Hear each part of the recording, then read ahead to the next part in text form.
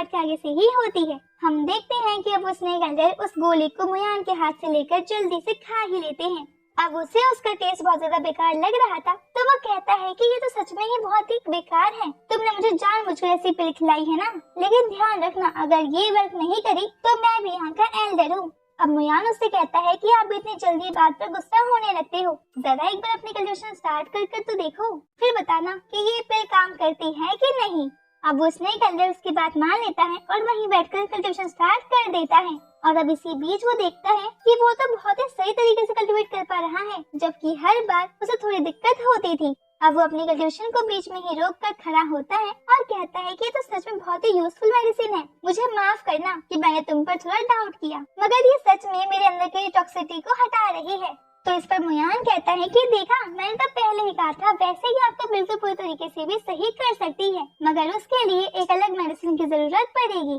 दरअसल मेरे पास वो थी नहीं, इसलिए मैंने ये काम चलाओ गोली बनाई। अब ये बात सुनकर वो स्नेक एल्डर कहता है कि तुम चिंता मत करो, तुम मेरी हेवनली स्वॉर्ड माउंटेन में खड़े हो, यहाँ पर मैं कुछ भी मंगवा सकता हूँ, तो अब तुम बताओ कि तुम्हें कौन सी दवाई की जरूरत है, मैं उससे भी मंगवा लूंगा। इस पर मुयान कहता है कि ये तो बहुत अच्छी बात है, वैसे मुझे लगता है कि शायद आपने भी उसका नाम शायद ही सुना होगा, क्योंकि वो बहुत ज्यादा रेयर है और उसे 9 स्टार फ्लावर कहा जाता है, मगर सच में आपको उसको ढूंढने में बहुत ज्यादा प्रॉब्लम हो सकती है, क्योंकि वो इतना आसानी से नहीं मिलता है। अब ये सुनकर वो स्नेक एल्डर कहता है कि कोई बात नहीं, मैं उसे ढूंढने की कोशिश तो कर ही सकता हूँ, मगर क्या तुम मुझे बताओगे कि वो कहाँ कहाँ मिल सकता है। इस पर मुयान कहता है कि यही पता होता तो मैं ही ले आता, लेकिन फिर भी अगर आप चाहो तो मैं उसे ढूंढने की कोशिश जरूर कर सकता हूँ। वैसे भी फ्रेंडशिप तो भरोसे पर ही चलती है, अगर आप मुझ पर भरोसा करो तो फिर मैं उसे ढूंढने की कोशिश करता हूँ। अब वो स्नेक एल्डर कहते हैं कि पहले तो तुम मुझे कोई नॉर्मल से लड़के लग रहे थे, लेकिन अब सच में तुम धीरे धीरे मुझे पसंद आने लगे हो, क्योंकि मैंने जितना सोचा था तुम मुझसे ज्यादा टैलेंटेड हो। इसके बाद अब वो स्नेक एल्डर अपने पास से एक चीज निकालकर मुयान को देता है। अब मुयान उसे देखता है, पूछता है कि ये क्या है, तो इस पर वो स्नेक एल्डर बताता है कि असल में ये एक खास सील है और ये स्नेक एल्डर की सील है। ये मुयान को बहुत काम आ सकती है, क्योंकि असल में ये सिर्फ स्पेशल लोगों के पास ही होती है, और वैसे ये स्नेक एल्डर की है, इसका मतलब ये स्नेक एल्डर के स्पेशल पर्सन की निशानी है। अब अगर मुयान उसे लेकर कहीं भी जाएगा तो उसे बहुत रिस्पेक्ट मिलेगी, और साथ ही उसे कोई चीज भी चाहिए हो तो वो इसे दिखाकर उस चीज को भी ले सकता है, क्योंकि कोई उसे रोकेगा ही नहीं। अब मुयान उसे रख लेता है और कहता है कि हाँ, ये मेरे बहुत काम आ सकती है, मगर इसके बाद अब वो स्नेक एल्डर कहता है कि ये सब फायदे सब तुम्हें तब तक के लिए ही है जब तक तुम मुझसे सच बोलोगे और मेरे लिए काम करोगे। अगर मुझे पता चला कि तुम मेरे साथ किसी तरह से चीटिंग कर रहे हो तो उसका अंजाम सही नहीं होगा। अब मुयान मन में सोचता है कि ये आदमी कभी नहीं सुधरेगा, मैंने अभी इसे गोली दी, लेकिन फिर भी इसे मुझ पर बिल्कुल भरोसा नहीं है। अब इसे भरोसा दिलाने के लिए मुझे जल्द से जल्द वो पिल बनानी ही होगी।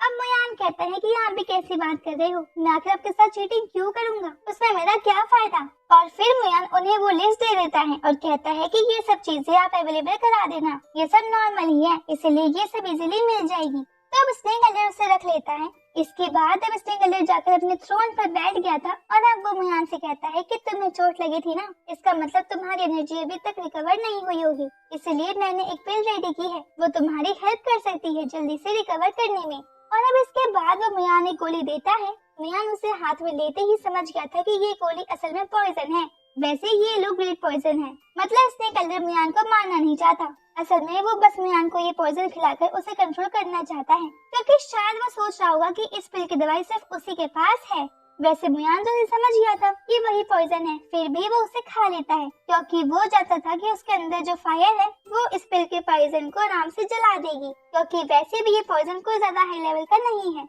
और फिर इसके बाद ऐसा ही होता है, मुयान के उसे खाने के बाद उसके अंदर की वो आग उसे गोली को जलाकर खत्म कर देती है और उसको सारा पॉइजन उड़ा देती है। अब मुयान स्नेक एल्डर से कहता है कि ये तो पॉइजन था ना, तो इस पर स्नेक एल्डर हंसते हुए कहता है कि हाँ, तुमने सही पहचाना, पर ये ट्रिक मैंने तुमसे ही सीखी है। अब इसके बाद मुयान कहता है कि ठीक है, अब मुझे जाना चाहिए, बस आप याद रखना कि मैंने आपको वो लिस्ट दी थी, और फिर इतना कहकर मुयान वहाँ से चला जाता है। अब अगले सीन में हम देखते हैं कि अभी जो अपने उस दोस्त के साथ बात कर रहा था, जिस दोस्त के साथ मिलकर उसने मुयान की जान बचाई थी, अब उस दोस्त को पता चल चुका था कि मुयान को स्नेक एल्डर ने बुलाया था, तो वो अभी जो से कह रहा था कि भाई अब तो शायद तुम पॉपुलर होने वाले हो, लेकिन पॉपुलर होने के बाद मुझे भूल मत जाना, अब जो तुरंत ही कहता है कि अरे नहीं भाई, तुम तो मेरे भाई की तरह हो, मैं तुम्हें कैसे भूल सकता हूँ। वैसे मैं तो मियान के लिए बहुत खुश हूँ क्योंकि उसके पास जो टैलेंट था अब उसकी थोड़ी कदर हो रही है। अब वो बातें कर ही रहे थे कि तभी वहाँ पे दूसरे ग्रुप का लड़का शाओ कॉन्ग आ जाता है और अब वो जो से कहता है कि अरे भाई जो,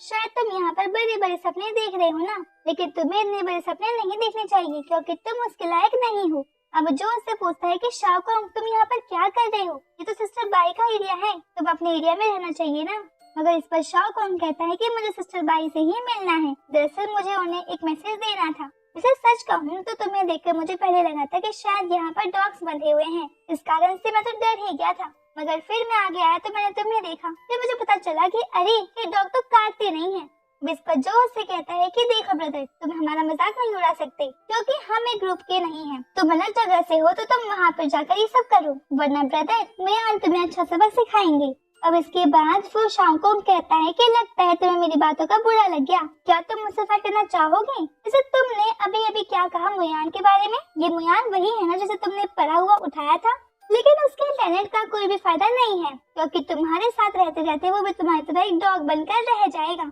अब इस बात से जो को बहुत ज्यादा गुस्सा आ जाता है और अब वो कहता है कि देखो, जब तक तुम मेरा मजाक उड़ा रहे थे तब तक ठीक था, मगर मेरे सामने कभी भी मेरे ब्रदर्स का मजाक मत उड़ाना, वरना मैं तुम्हें छोड़ूंगा नहीं। और अब इतना कहकर वो तुरंत ही शाओ कॉन्ग पर अटैक करने के लिए आगे बढ़ जाता है, लेकिन अभी वहाँ पर शाओ कॉन्ग ने उसके अटैक को रोककर उसे ही नीचे गिरा दिया था। अब जो का दोस्त उसको बचाने के लिए आगे बढ़ने वाला था, लेकिन फिर वो आगे नहीं बढ़ता है क्योंकि उसे भी डर लग रहा था। फिर अब शाओ कॉन्ग मुझसे कहता है कि तुम मुझसे नहीं जी सकते, चलो छोड़ो, मैं आज लड़ने के मूड में नहीं हूँ, मगर एक चीज का ध्यान रखना कि आज के बाद कभी भी मुझसे इस तरह से बात मत करना और ना ही मेरे ऊपर अटैक करने की कोशिश करना, वरना अगली बार मैं तुम्हें छोड़ूंगा नहीं। और इसके बाद वो कहता है कि मेरे पास तुम जैसे डॉग्स के लिए बिल्कुल भी टाइम नहीं है, मुझे वैसे भी बहुत जरूरी काम करना है और अभी मेरी सिस्टर बाई को भी ढूंढना है। तभी पीछे से आवाज आती है कि तुम अपनी इलाका छोड़कर अपना संसार यहाँ क्यों दिखा रहे हो। अब सिस्टर बाई को देखकर शाओ कॉन्ग थोड़ा डर जाता है और पीछे मुड़कर पहले उन्हें प्रणाम करता है और इसके बाद उनसे कहता है कि नहीं सिस्टर बाई, मैं तो मामूली से सर्वेंट को थोड़ा सबक सिखा रहा था, आजकल ये लोग कुछ ज्यादा ही सर पर चढ़ रहे हैं।